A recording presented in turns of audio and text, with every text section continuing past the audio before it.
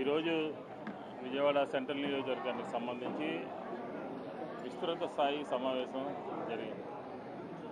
ఈ సమావేశంలో ముఖ్యంగా రేపు రాబోయే ఎన్నికలు ఏ రకమైనటువంటి కార్యక్రమాలు జరుగుతున్నాయి, ఏ రకమైనటువంటి ప్రభుత్వ విధానాలు ఏంటి అనే దీని మీద ఈరోజు చర్చించడం జరిగింది.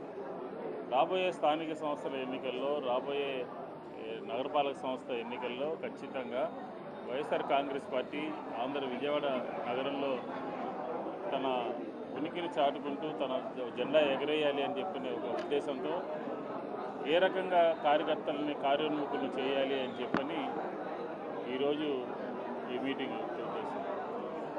2.5 సంవత్సరాల్లో విజయవాడ నగరంలో, విజయవాడ కానీ విజయవాడ సెంట్రల్ నియోజకవర్గానికి కానీ ఎక్కడా కూడా ఏ మాత్రం కూడా ప్రభుత్వం నుంచి పూర్తి సహాయ సహకారాలు అందినటువంటి పరిస్థితి లేదు. పూర్తిగా అన్నమాట ఎన్నికల మేనిఫెస్టోలో పెట్టినటువంటి అంశాలని, ఎన్నికలకు సంబంధించి చంద్రబాబు నాయుడు గారు చెప్పినటువంటి మాటలు విజయవాడ నగరాన్ని పూర్తిగా నిర్లక్ష్యం చేశారు. పక్కనే ఉన్నటువంటి లోకేష్ గారు మంగళగిరిలో 100 కోట్లు ఖర్చు పెడతా ఉన్నారు. ఆ పక్కనే ఉన్నటువంటి పిఠాపురంలో 100 కోట్లు ఖర్చు పెడతా ఉన్నారు. కుప్పంలో 100 కోట్లు ఖర్చు పెడతా ఉన్నారు. ఈ రకంగా విజయవాడ నగరం ఏం పాపం చేసింది అని చెప్పి అడుగుతా ఉన్నాం. బుడమేరు వరద వచ్చి 2 సంవత్సరాలు పూర్తయినటువంటి సందర్భంలో 2 సంవత్సరాలు అయినప్పటికీ కూడా ఆ బుడమేరు వరదలో ఇబ్బందులు పడినటువంటి ప్రజల గురించి ఎక్కడ కూడా ఆలోచన చేయలేదు. బుడమేరుకు సంబంధించి పూర్తిగా ప్రజల దగ్గర నుంచి విరాళాలు వచ్చినాయి. మీరు ఖర్చు పెట్టింది, మీకు ప్రభుత్వానికి వచ్చినటువంటి విరాళాలు 2 కూడా సమానంగా ఉన్నాయి. ఎక్కడ కూడా ప్రజలకి ఆ గాయం ఇప్పటికీ కూడా మానిపోయినటువంటి పరిస్థితి చూసాం. ముఖ్యంగా ఇంట్లో ఫర్నిచర్ పోయింది, ఆటోలు దెబ్బతిన్నాయి, వెహికల్స్ దెబ్బతిన్నాయి. ఇన్సూరెన్స్ ఇప్పిస్తారన్నారు, ఇన్సూరెన్స్ లేదు. అలాగే పైన ఉన్నటువంటి వాళ్ళకి ఇబ్బందులుంటే దానికి లేదు. ప్రభుత్వము చేతిలో ఉన్నప్పుడు ఎన్ని రకాలైనటువంటి సహాయ సహకారాలు అందించవచ్చో మాటలకే పరిమితమైన తప్ప బుడమేరు సహాయం అందించడంలో ప్రభుత్వము పూర్తిగా నిర్లక్ష్యం వహించింది. ఈరోజు మేము ఒకటే చెప్తా ఉన్నాం, జగన్మోహన్ రెడ్డి గారు అధికారంలో ఉన్నప్పుడు విజయవాడ నగరానికి సంక్షేమం విషయంలో కానీ, అభివృద్ధి విషయంలో కానీ అనేక రకాలుగా విజయవాడకి చేయూతని అందించడం జరిగింది. 2.5 సంవత్సరాలైనా కూడా ఈరోజు ఇప్పటికీ కూడా కొత్త పెన్షన్లు ఇచ్చేటటువంటి పరిస్థితి లేదు. మహిళలకి చేయూత, ఆసరా లాంటి కార్యక్రమాలు లేవు. మీరు ఎన్నికల మేనిఫెస్టోలో పెట్టి ఇంటింటికి పోయి వాళ్ళకు సంబంధించినటువంటి ఇంటి దగ్గర బాండ్లు ఇచ్చారు. బాబు షూరిటీ, భవిష్యత్తు గ్యారంటీ అని చెప్పి పూర్తిగా బాబు షూరిటీ మోసం గ్యారంటీ లాగా తయారైపోయింది. మీరు ఇచ్చినటువంటి బాండ్లకు ఏం చెప్పారు? 25 ఆగస్టు నుంచి మేము మీకు డబ్బులు వేయడం ప్రారంభిస్తాము అని అన్నారు. ఎక్కడన్నా జరిగిందా చెప్పమనండి. ఫీజు రీఎంబర్స్మెంట్ బకాయిలు విజయవాడ సెంట్రల్ నియోజకవర్గంలో 10,000 మంది చదువుకున్నటువంటి వాళ్ళు ఉన్నారు. వాళ్ళందరికీ కూడా ఫీజు రీఎంబర్స్ అవ్వట్లేదు. అలాగే మేము ప్రారంభించినటువంటి నాడు నేడు స్కూల్స్ దాదాపుగా 22-23 స్కూల్స్ పూర్తిగా మధ్యలో 60%, 50%, 70%, 80% కంప్లీట్ అయ్యి పూర్తిగా అయిపోయింది. లోకేష్ విద్యాశాఖ మంత్రి గారు ఇక్కడికి వచ్చారు మొన్న. ఆ స్కూల్స్ గురించి మాట్లాడలేదు. ఎవరు మేము నాడు నేడులో తీసుకొస్తే ఆ స్కూల్స్ బాగు చేయట్లేదు. మొన్న ఈ మధ్య పుచ్చలపల్లి సుందరయ్య స్కూల్లో తల్లిదండ్రులందరూ కూడా కలిసి గొడవ చేశారు. ఏ రకంగా విద్యా వ్యవస్థ తయారైపోయిందో మనం చూసాం. ఇలాగా అనేక విషయాల్లో నగర అభివృద్ధికి కానీ, విద్యా వ్యవస్థకు కానీ, ప్రభుత్వ హాస్పిటల్స్ కానీ, ఆరోగ్యశ్రీ ఎత్తేయడంలో కానీ ఇవన్నీ విషయాలు ఈ ప్రభుత్వం చేసినటువంటి నిర్లక్ష్యం, ఈ విజయవాడ పట్ల ఉన్నటువంటి నిర్లక్ష్యాన్ని ప్రజల దగ్గరికి తీసుకెళ్తాం. రాబోయే రోజుల్లో స్థానిక సంస్థల ఎన్నికల్లో ఈ 2 సంవత్సరాల తెలుగుదేశం ప్రభుత్వం చేసినటువంటి నిర్లక్ష్యాన్ని లేకపోతే వివక్షతని పూర్తిగా ఏదో 100 కోట్లు ఖర్చు పెట్టామని చెప్తున్నారు. మా దగ్గర ఆధారాలన్నీ ఉన్నాయి. కాంట్రాక్టర్లకి డబ్బులు ఇవ్వలేకపోయింది నగరపాలక సంస్థ. 2.5 సంవత్సరాలుగా 500 కోట్ల రూపాయలకి కాంట్రాక్టర్లకి డబ్బులు ఇవ్వలేనటువంటి పరిస్థితి. ఓ పక్క జూనియర్ లెక్చర్స్ స్ట్రైక్ చేస్తూ ఉంటే, గవర్నమెంట్ హాస్పిటల్లో పేషెంట్లంతా రోడ్డు మీద పడిపోతూ ఉంటే, రోడ్డు మీద హాస్పిటల్ దగ్గర సరైనటువంటి వైద్య సౌకర్యాలు అందటం లేదంటే, ప్రభుత్వం నుంచి ఈ విజయవాడ నగరంలో ఎమ్మెల్యేలు, ఎంపీలు మొత్తం అంతా కూడా తెలుగుదేశానికి ఓటేశారు. కానీ పూర్తి నిర్లక్ష్య భావంతో ఈరోజు ప్రభుత్వం వ్యవహరిస్తుంది విజయవాడ పట్ల, విజయవాడ నగరం పట్ల, విజయవాడ సెంట్రల్ నియోజకవర్గం పట్ల.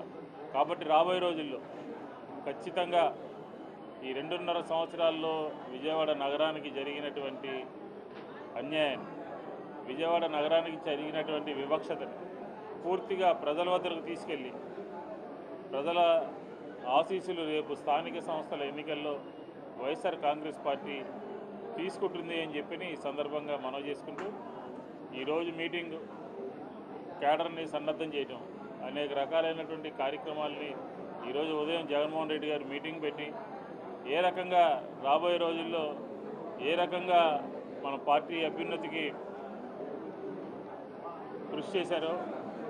కృషి చేయాలో ఆ విధంగా తీసుకెళ్తాము.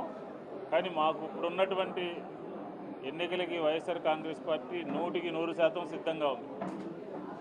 కానీ ఒక పక్క 60 లక్షల ఓట్లు తొలగించి సర్ ద్వారా స్పెషల్ ఇంటెన్సివ్ రివిజన్ ద్వారా లేవు అన్నటువంటి ఈ కార్యక్రమాలు ఏ రకంగా 60 లక్షల ఓట్లు తీసేస్తే స్థానిక సంస్థలు ఎన్నికలు పెట్టాలి అని చెప్పని తెలుగుదేశం తయారవుతుంది. ఏ విధంగా 34% జగన్మోహన్ రెడ్డి గారు ఇచ్చినప్పుడు కోర్టుకు వెళ్ళి కోర్టు ద్వారా ఆ జీవోని తొలగించేసి మళ్ళీ పంచాయతీరాజ్ చట్టంలో ఒక వెసులుబాటు ఉన్నది అని చెప్పి మళ్ళీ ఏ విధంగా 34% ఇస్తారు అంటే ప్రజల్ని మోసం చేద్దామన్నా? ఓట్లు తీసేసి ఓ పక్క మళ్ళీ ఒక పక్క రిజర్వేషన్లు 50% మించకూడదని సుప్రీంకోర్టు జడ్జిమెంట్ ఇచ్చినప్పటికీ కూడా ఏ రకంగా ఇచ్చారో ఆంధ్ర రాష్ట్ర ప్రజలకు సమాధానం చెప్పాలి.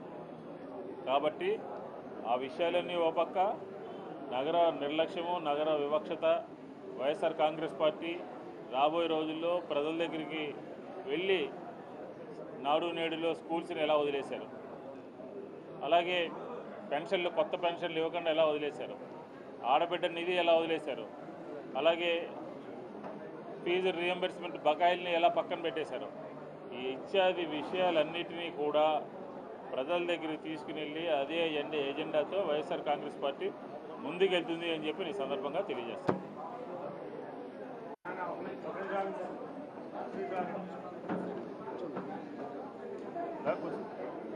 నువ్వు కూర్చో, ఇద్దరు కూర్చోవచ్చుదా? రావయ్యా రావయ్యా.